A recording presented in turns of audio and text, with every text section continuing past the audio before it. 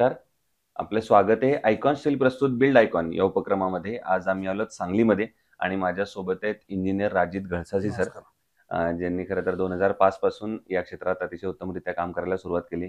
सुरुवातीच्या काही काळामध्ये रेसिडेन्शियल बंगलोजवर काम केलं आणि आता पूर्ण वेळ बिल्डर डेव्हलपर म्हणून सुद्धा ते अतिशय उत्तमरित्या काम करतात आणि अनेक मध्यमवर्गीयांचं घराचं स्वप्न पूर्ण करण्याचं काम ते या माध्यमातून करतायत.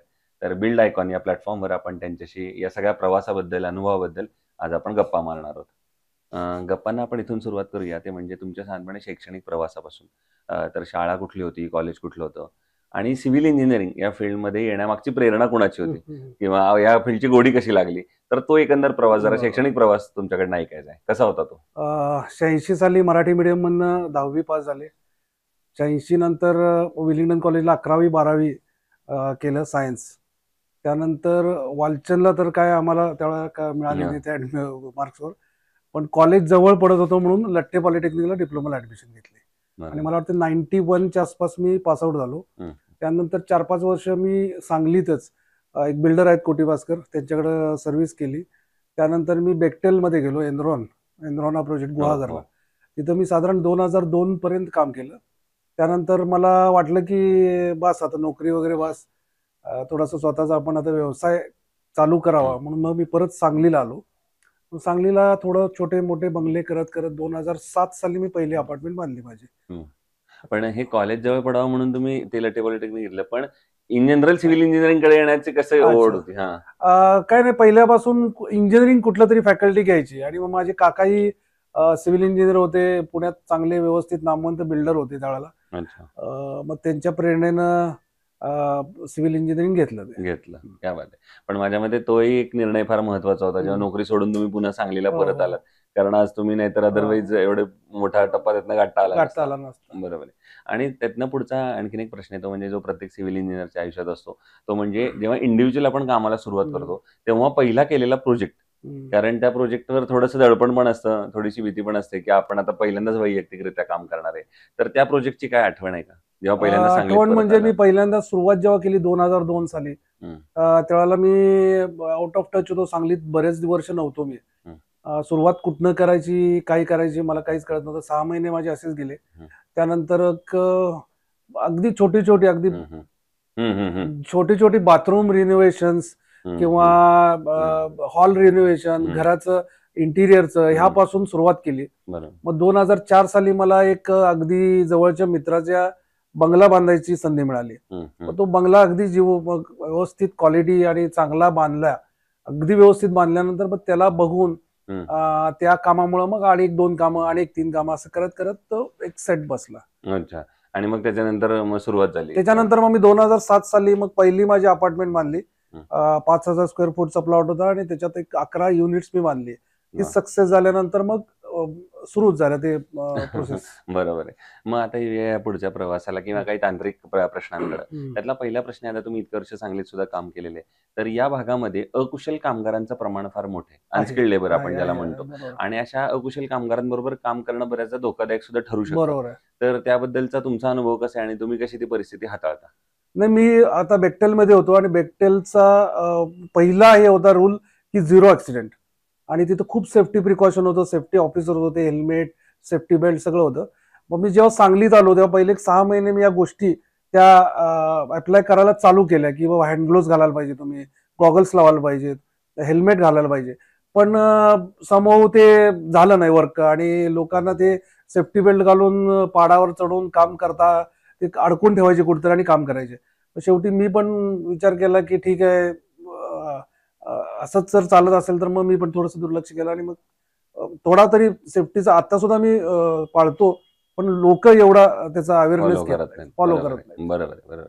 दुसरं कन्स्ट्रक्शनमध्ये प्लॅन ही स्टेज अतिशय महत्त्वाची हो, असते. प्लॅनिंग. तर प्लॅनिंग हां. आणि तर त्या प्लॅन वर आता काम करताना, कारण आता तुम्ही अपार्टमेंट्समध्ये काम करता, जेव्हा फोरकास्ट करायचं असतं, की हं, लोकांची डिमांड काय असणार आहे हं, आणि लोकांना काय आवडेल असा एक प्लॅन आता करावा लागतो हं, अपार्टमेंट्समध्ये. हं. तर ते कसं वर्किंग तुम्ही करता आणि ते कसं काम चालतं?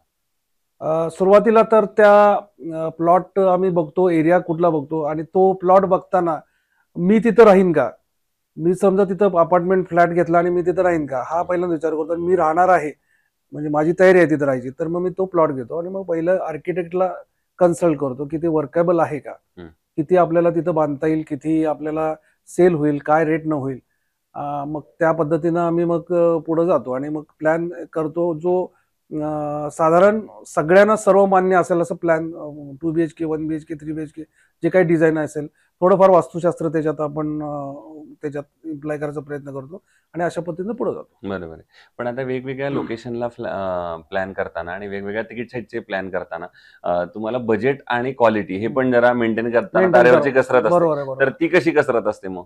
नाही, आता कसं आहे, एरिया वाईज आहे. म्हणजे चांगल्या एरियात जर असेल म्हणजे थोडंसं हाय प्रोफाईल लोक जे घेतात फ्लॅट, हं, मग तिथं थोडंसं आम्ही लक्झरियस असं प्लॅनिंग करतो. हं. आणि थोडंसं आउटस्कर्ट्सला जे आहेत, हं, हं, तर हं. तिथं मग आम्ही थोडंसं बजेट म्हणजे बजेट फ्रेंडली असं डिझाईन करतो आणि हं. त्याप्रमाणे आम्ही अम्युनिटीज वगैरे चेंज करून थोडंसं आम्ही ते सेल आउट करतो. त्याच्यात सेल आउट करतो. बरोबर आहे. पुढचा प्रश्न आता या सगळ्यापेक्षा वेगळा आहे. तो म्हणजे तुम्ही आता सांगलीत इतकी वर्ष काम करताय आणि स्वतः एक उत्तम इंजिनिअर आहात. या अशा 2-3 अँगलमधनं हा प्रश्न आहे. ते म्हणजे सांगली जिल्ह्याच्या विकासाचं व्हिजन हम्म. असं जर एक आपण डोळ्यासमोर आणलं, तर एक इंजिनिअर म्हणून आणि बिल्डर डेव्हलपर म्हणून तुमच्या डोळ्यासमोर असे कुठले मुद्दे किंवा क्षेत्र येतात, ज्या क्षेत्रांवर आता काम झालं पाहिजे खरं तर? जर सांगलीचा आपल्याला एक सर्वांगीण विकास पुढच्या 10-15 वर्षात करायचा असेल, तर असे सेक्टर कुठले आहेत, ज्या सेक्टरवर आता काम जास्त झालं पाहिजे?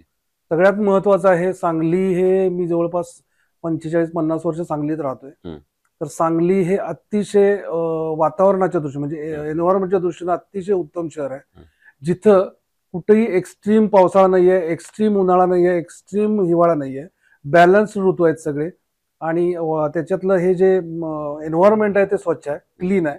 तर इथं मोठ्या मोठ्या इंडस्ट्र्या, IT इंडस्ट्र्या येणं सगळ्यात महत्वाचा तो आहे. हं, हं. दुसरी गोष्ट, हायवे कनेक्टिव्हिटी पाहिजे प्रत्येक शहराला. बरं. आज कोल्हापूर एवढं जवळ आहे, 45 किलोमीटर आहे, त्याला आम्हाला जायला 1.5 तास लागतो. हो. आणि त्यामुळे ती कनेक्टिव्हिटी तिथं कुठेतरी लॅकिंग आहे. त्यानंतर हायवे जे आहे, मी पेठ नाक्याला वगैरे जायचं, तिथं आता रोड होतोय तो, पण गेली कित्येक वर्ष तो रोड झालेला नव्हता.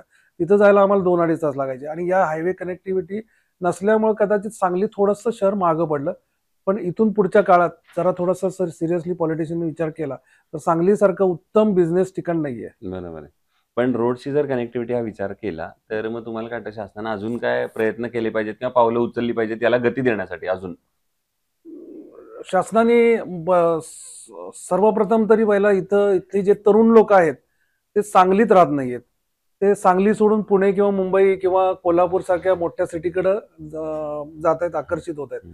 तर त्याप्रमाणे इन्फ्रास्ट्रक्चर सांगलीत डेव्हलप व्हायला पाहिजे आणि सांगलीत एखादी टाटा किंवा असे मोठ्या कंपनीसारखी एखादी कंपनी यायला पाहिजे, जेणेकरून सांगलीत थोडंसं व्यवसाय दृष्टीनं वाढ होईल. बरोबर. दुसरं म्हणजे आता इतके प्रोजेक्ट्स केल्यानंतर त्यातला एखादाच आयकॉनिक प्रोजेक्ट सांगायचं झालं तुमचा स्वतःचा केलेल्यापैकी, तर असा कुठला प्रोजेक्ट सांगता येईल? माझा एक विलिंग्डन कॉलेज आहे, एक चांगला इंद्रप्रभा अपार्टमेंट म्हणून, खूप मला तो पर्सनली प्रोजेक्ट माझ्या हृदयाच्या जवळ आहे. खूप चांगला आहे. खूप स्ट्रगलमधनं मी तो केला हं. आणि तो अतिशय उत्तम रीतीने मी कंप्लीट केला आणि तिथले लोक आजही समाधानी आहेत. प्रशस्त सगळं व्हेंटिलेशन वगैरे, हॉल, लिव्हिंग रूम, किचन सगळं प्रशस्त, अगदी प्लॅनिंग व्यवस्थित झालंय आणि चांगला प्रोजेक्ट झाला तो. आणि हं. बाकी सगळेच प्रोजेक्ट माझ्या जवळचे आहेत, पण तो जरा जास्त जास्त जवळचा आहे. जवळचा वाटला. बरं. आणि असा एखादा प्रोजेक्ट जिथं काम करताना थोडीशी अडचण आली किंवा संकट आली, पण त्या आव्हानावर पण तुम्ही कशी मात केलीत? असा एखादा प्रसंग आहे का? अडचणी प्रत्येक साईडला येत होत्या, त्यात काही काही नाही. अडचणी खूप म्हणजे खूपच काही पाया लागत नव्हत्या वगैरे अशा हो. गोष्टी त्या कन्स्ट्रक्शनच्या होतातच. हं. त्यानंतर बऱ्याच वेळेला कस्टमर थोडंसं स्लॅक सीझन, मंदी हं. असल्यामुळे कस्टमर वेळेत अडचणी तर सगळीकडे येत होत्या. पण बरोबर. त्या अडचणीवर मात करून आम्ही यशस्वीरित्या पूर्ण सगळ्या केलेलं. अपार्टमेंट्स कंप्लीट केल्या. बरोबर. दुसरं कन्स्ट्रक्शनमध्ये जेव्हा स्टील निवडायची वेळ येते, हां. तेव्हा तुम्ही काय पॅरामीटर्स बघता आणि मग ठरवता, की हे स्टील चांगले आणि हे वापरलं पाहिजे? आता कुठलं स्टील? गेले मी 4 साईट तरी आयकॉन स्टील वापरलंय. बरं. पहिलं क्रायटेरिया म्हणजे आता फ्रँकली स्पीकिंग थोडंसं क्रेडिट जर देत असतील हो. तर आम्ही ते स्टील प्रिफर करतो हो. जास्त. जे बाकीचं क्वालिटी वगैरे थोडंसं आम्ही ठीक आहे, सगळेच ब्रँडेड असतात, जालन्याचे सगळे चांगलीच हो. क्वालिटी असते. पण आयकॉन याच्यासाठी केलं, एक तर अमिताभ बच्चननी स्वतः त्यांची ऍडव्हर्टाईज केली होती. हो. दुसरी गोष्ट म्हणजे मला आयकॉनचं एकूण क्वालिटी म्हणजे जे आमच्या कामगार वगैरे सांगतात ते सॉफ्ट स्टील आहे, चांगलं स्टील आहे. तर त्यांच्यावरनं मला वाटलं की ती क्वालिटी चांगली आहे ती, ओके. आणि त्यामुळे मी आयकॉन गेले 4 साईट मी आयकॉनच वापरले. ओके. आणि त्यांच्या सर्व्हिस बद्दल काही सांगता येईल का? सर्व्हिस अतिशय उत्तम हम्म, आहे, हम्म, अगदी नो डाऊट. म्हणजे ओके. सर्वांनी ते इथले जे डीलर आहेत श्रीकांत पाटील ते माझे जवळचे मित्र आहेत खूप अच्छा. वर्षापासून, अच्छा. आणि सर्व्हिसच्या बाबतीत अगदी मला त्यांच्याबद्दल खूप समाधान आहे. आणि आता शेवटच्या टप्प्यात एक विचारायचं म्हणजे इतके वर्ष काम केल्यानंतर हम्म. या क्षेत्रात जे नवीन तरुण इंजिनियर्स येतात ज्यांचं हम्म. पहिलंच पाऊल या क्षेत्रात, हम्म. तर त्यांना तुम्ही काय सल्ला द्याल? एक सिनियर म्हणून इतक्या त्यांना वर्षाचा सल्ला अनुभव. म्हणजे सुरुवातीला थोडंसं यश कठीण असतं मिळवणं, पण कन्सिस्टन्सी ठेवली, 5 वर्ष याद दिले, तर मग स्काय इज लिमिट. आणि हार्डवर्क करायला तयारी जर असेल तर तुम्हाला कन्स्ट्रक्शन सारखा दुसरा व्यवसाय नाही. वा, त्यामध्ये सो हे होते इंजिनियर राजेश गळचाचे सर, आणि त्यांनी त्यांच्या अनुभवाबद्दल, प्रवासाबद्दल एकंदर सांगितलं. आणि अर्थात या क्षेत्रात जे तरुण इंजिनियर्स येतात त्यांनाही सांगितलं, कारण या क्षेत्रात साईटवरच काम करायचे, ऑफिसमध्ये बसून तर हे फील्ड नाहीये. त्यामुळे जर कष्टाची तयारी असेल तर तुम्ही या क्षेत्रात नक्की या. या क्षेत्रामध्ये स्काय इज द लिमिट आहे, कारण हायराईज टॉवरची पण आता सुरुवात झालेली आहे सांगलीमध्ये. तसं पुन्हा एकदा आपले मनापासून आभार की तुम्ही आलात आणि या प्लॅटफॉर्मवर आमच्याशी ओके, गप्पा धन्यवाद. मारल्या. Thank you very much. भविष्यात सुद्धा असेच आयकॉनिक प्रोजेक्ट हो, हो. तुमच्या हातून घडावेत हो, नक्की. याच आयकॉन स्टील तर्फे मनपूर्वक ओके, शुभेच्छा. ओके. थँक्यू.